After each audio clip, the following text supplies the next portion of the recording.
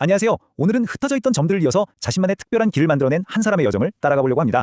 바로 글 쓰는 여행자 정태일님의 이야기인데요. 지금부터 함께 떠나보시죠.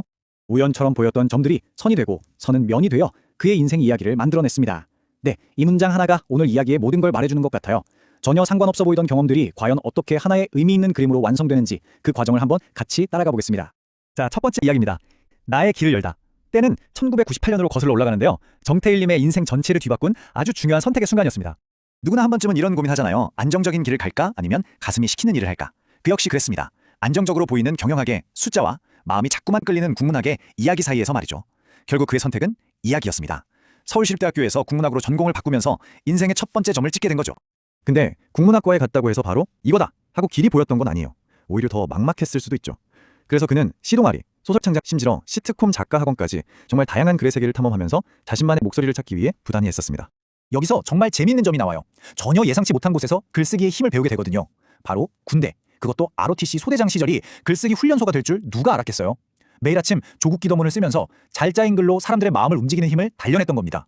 자, 두 번째 이야기, 길을 찾다, 페달을 밟다 입니다. 이제 글쓰기의 힘을 알게 된 그는 자신만의 진짜 메시지를 찾기 위한 아주 특별한 여정을 떠나게 됩니다.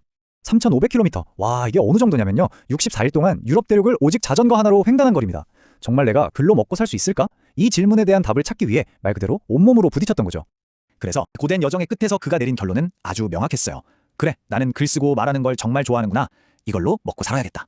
이건 그냥 다짐이 아니라 흔들리지 않은 확신이자 스스로와의 약속이었습니다.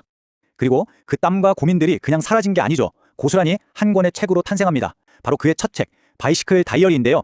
자신의 삶을 이야기로 만드는 글 쓰는 여행자가 본격적으로 세상에 첫 발을 내딛는 순간이었죠. 세 번째 이야기, 메시지의 달인이 되다 입니다. 자, 이제 본격적으로 프로의 세계로 들어가 볼까요? 글쓰기에 대한 열정이 어떻게 성공적인 커리어로 이어졌을까요?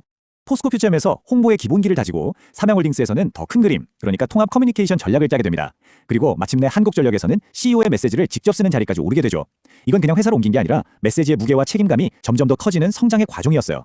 특히 한국전력에서의 업무량을 보면 정말 입이 떡 벌어집니다. 1년에 CEO 메시지가 150건, 보도자료가 200건. 이게 거의 매일같이 회사에서 가장 중요한 목소리를 만들어냈다는 뜻이거든요. 말 그대로 CEO의 펜이자 입 그 자체였던 거죠. 근데 이분의 진짜 실력은 위기 때 드러납니다.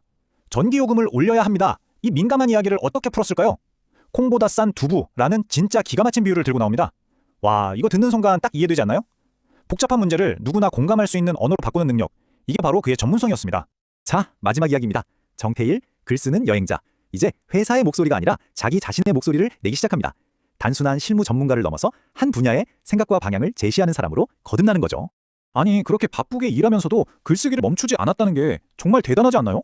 일과 삶에 대한 책을 무려 6권이나 냈고 베스트셀러 작가까지 됐으니까요. 정말 대단한 열정이죠. 그런데 여기서 멈추지 않습니다. 시대가 바뀌는 걸 보고 가장 먼저 움직였어요. 바로 AI죠. 국내 최초로 AI 프롬프트 활용 능력 공인 자격증까지 땄다니 정말 끊임없이 배우고 도전하는 분이라는 게 느껴집니다. 그리고 역시나 혼자만 알고 끝내는 게 아니었어요. 배운 걸 바로 책으로 써서 나눠줍니다.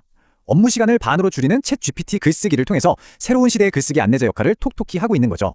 정태일님의 이야기를 쭉 따라와 보니 결국 우리에게 이런 질문을 던지는 것 같아요. 지금 당신이 찍고 있는 점들은 어떤가요?